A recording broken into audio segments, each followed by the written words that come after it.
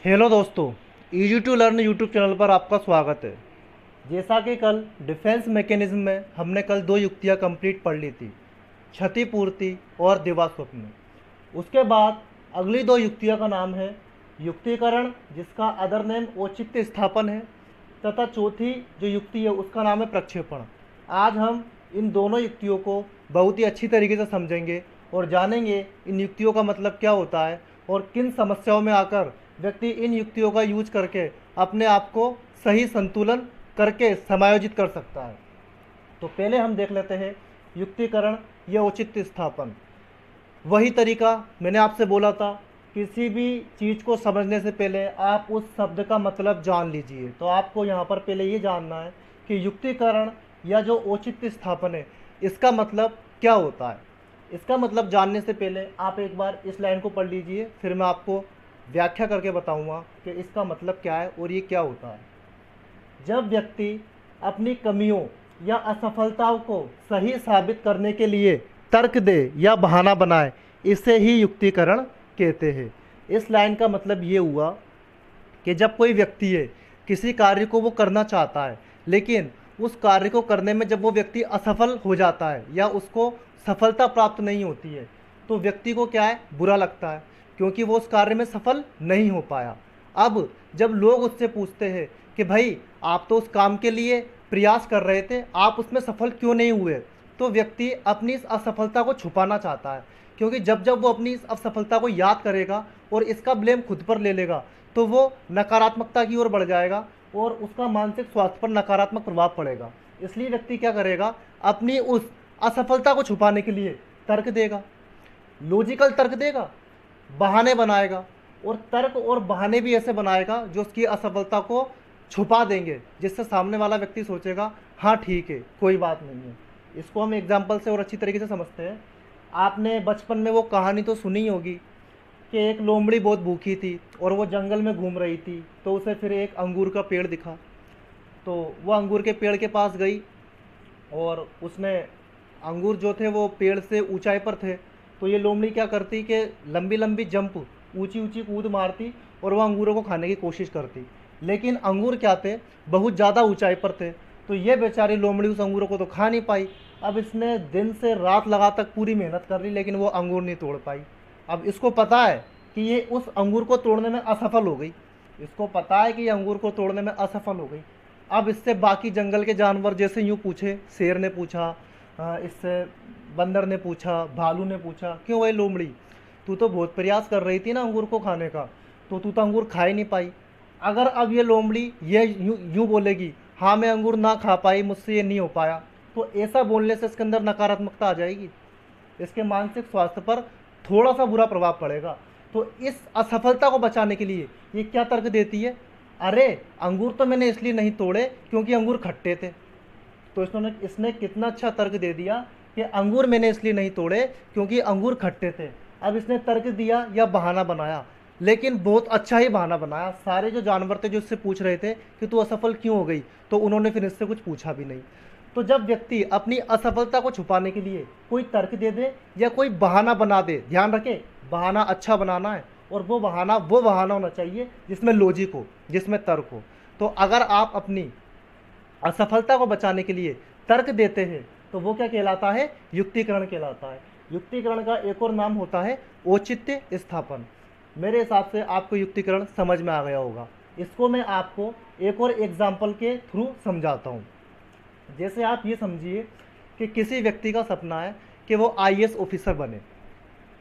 आप इसको एक और एग्जांपल बता रहा हूँ मैं औचित्य स्थापन या युक्तिकरण का, कि जैसे आप मान के चलिए एक व्यक्ति का सपना है कि वो बड़ा होकर आईएएस ऑफिसर बने, और वो उस दिशा में मेहनत भी करता है, उस दिशा में प्रयास भी करता है, लेकिन किसी कारणवश वो आईएएस नहीं बन पाता, किसी कारणवश वो आईएएस नहीं बन पाता। लेकिन वो व्यक्ति अपनी मेहनत के दम पर आईपीएस अधिकारी बन जाता है।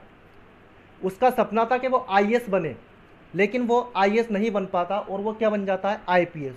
तो जब भविष्य में उसके मित्रगण या उसके रिश्तेदार उस व्यक्ति से मिलते हैं और उससे बोलते हैं, क्यों आप तो आईएएस की प्रिपरेशन कर रहे थे, तो आप आईएएस क्यों नहीं बने, तो वो व्यक्ति क्या तर्क देता है, वो बोलता है मुझे तो आईएएस बनना ही नहीं था, असली मज़ा तो आईपीएस की नौकरी में, मुझे तो आईएएस बनना ही नहीं था, असली मज़ा तो आईपीएस की नौकरी में, और मैं आईपीएस की नौकरी में बहुत ज़्यादा खुश हूँ। तो वो व्यक्ति जो आईएएस बनना चाहता था लेकिन वो उस चीज़ में असफल हो गया, तो उसने अपनी उस असफलता को बचाने के लिए क्या तर्क दे दिया कि मुझे तो आईएएस ऑफिसर बनना ही नहीं था, मैं तो आईपीएस बनना चाहता था और मैं आईपीएस बनकर ही खुश हूँ।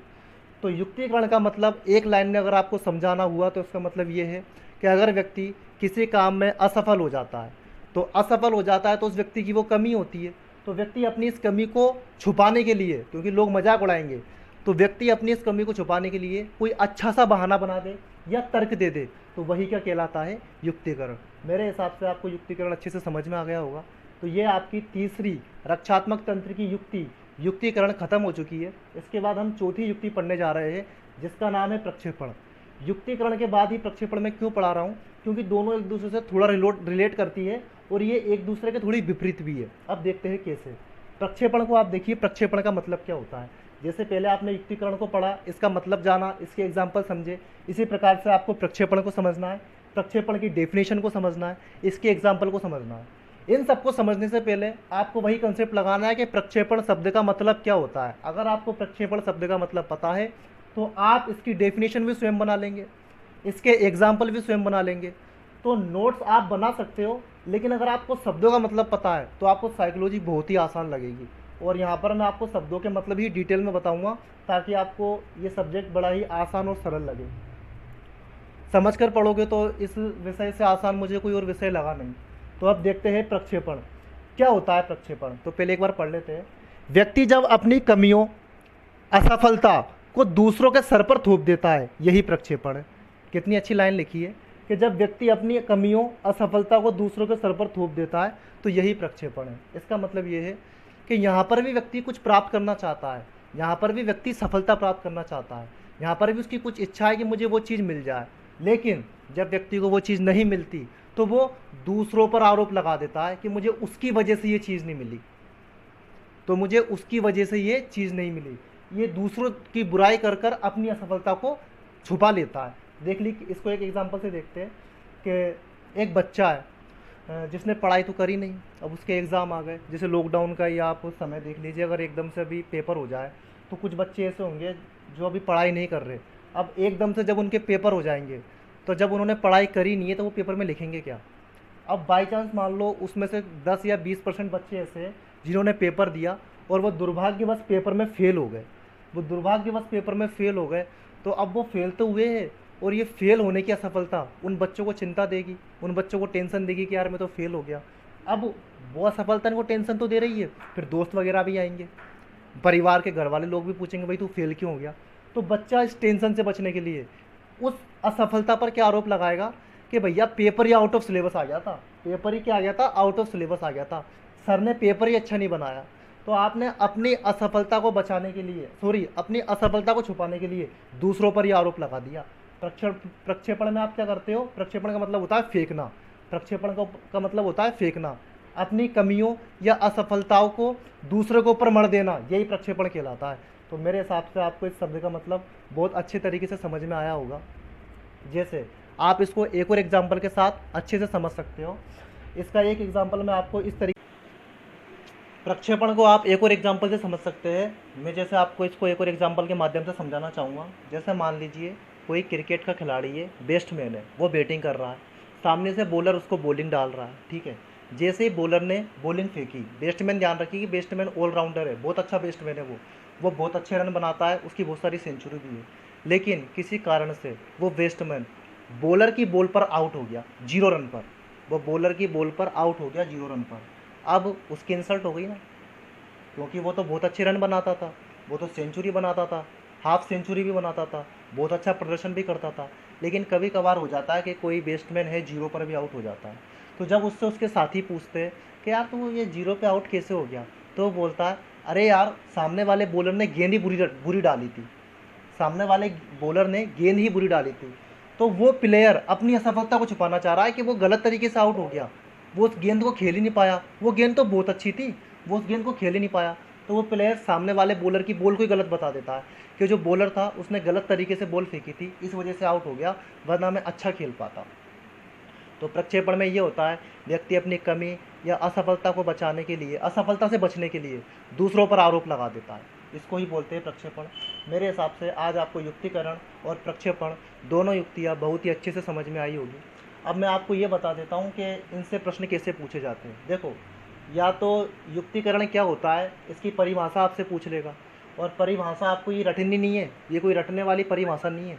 शब्दों का मतलब पता है, परिभाषा ये थोड़ी आएगी पेपर में सेम टू सेम, परिभाषा तो कुछ भी आ सकती है, इन शब्दों में फेरबदल कर दे वो। लेकिन अगर आपको युक्तिकरण शब्द का मतलब पता है तो आप इसकी डेफिनेशन आसानी से बता पाओगे। फिलहाल अभी तक ऐसा कोई प्रश्न आया नहीं है। इसमें प्रश्न उल्टा आता है। इसमें प्रश्न कैसा आता है कि एक समस्या दे दी जाती है, एक समस्या दे दी जाती है और पूछा जाता है कि वो कौन सी युक्ति है। जैसे मैं आपको एग्जांपल बताता हूँ, ये प्रश्न आया हुआ है शिक्षक भर्ती परीक्षा में कि नाच ना जाने आंगन टेढ़ा, नाच ना जाने आंगन टेढ़ा, इसमें व्यक्ति अपनी कौन सी रक्षात्मक तंत्र युक्ति को उपयोग कर रहा है। फिर वो 4 ऑप्शन आपको देगा, क्षतिपूर्ति, दिवा स्वप्न, युक्तिकरण और प्रक्षेपण। तो आप बताइए इसका आंसर क्या होगा, थोड़ा सोचिए, मैं बताता हूँ इसका आंसर क्या होगा। इसका आंसर है प्रक्षेपण। मैंने क्या बोला, नाच ना जाने आंगन टेढ़ा, इसका मतलब ये है कि आपने किसी ऐसे व्यक्ति से डांस करने के लिए कह दिया जिसको डांस करना आता ही नहीं है। अब वो व्यक्ति को डांस करना, आपने किसी से बोल दिया भाई डांस करके बताओ, जैसे मुझे ले लीजिए आप, मुझे डांस करना नहीं आता, मुझे डांस करना बिल्कुल भी नहीं आता। अब क्या होता है कि जब मैं डांस करता हूँ तो मुझसे डांस होता नहीं है, तो जब मुझसे डांस होता नहीं है तो ये मेरी असफलता है क्योंकि मैं डांस नहीं कर पाया, ये मेरी कमी है। लेकिन जब मुझसे पूछेंगे कि यार तू डांस क्यों नहीं कर रहा, मेरे साथी जब मुझसे पूछते हैं कि भाई तू डांस क्यों नहीं कर रहा, तू नाच क्यों नहीं रहा, तो मैं उनसे बोल देता हूँ नाच ना जाने आंगन टेढ़ा। मतलब ये है कि मैं डांस तो कर सकता हूँ लेकिन क्या ये आंगन ही टेढ़ा है, ये जो प्लेटफॉर्म है जहाँ पर मैं डांस कर रहा हूँ वही थोड़ा ऊंचा नीचा है, वही थोड़ा ख़राब है। तो मैंने प्लेटफॉर्म की या डांस जो स्टेज है उसकी बुराई कर दी, जबकि डांस स्टेज तो अपने आप में सही है। भैया डांसर तो कहीं भी डांस कर देगा, डांस करने वाला तो कहीं भी डांस कर देगा, लेकिन असलियत तो ये डांस मुझे आता नहीं है। मैं अपनी इस कमी को, अपनी इस असफलता को छुपाने के लिए उस डांस स्टेज की, उस डांस मंच की ही बुराई कर दूंगा कि भैया वो डांस का जो मंच है वो ही बेकार है, वो स्टेज है वो ही बेकार है। तो आपको ही समझ में आया होगा। तो आपको एक एग्जाम्पल देगा या एक समस्या देगा और पूछेगा सिगमंड फ्राइड की रक्षात्मक तंत्र की कौन सी युक्ति आप इस समस्या में यूज करोगे। तो मेरे हिसाब से आपको ही समझ में आया होगा। ये दोनों युक्ति आज ख़त्म हो गई, बाकी की कल 2 युक्तियाँ हम अगली वीडियो में पढ़ेंगे। और आपने मुझे सुना इसके लिए आपका धन्यवाद। अगर आपको ये वीडियो पसंद आई है तो इस वीडियो को लाइक कीजिए, शेयर कीजिए, यूट्यूब चैनल को सब्सक्राइब कीजिए और बेल आइकन ज़रूर दबाइएगा। Thank you.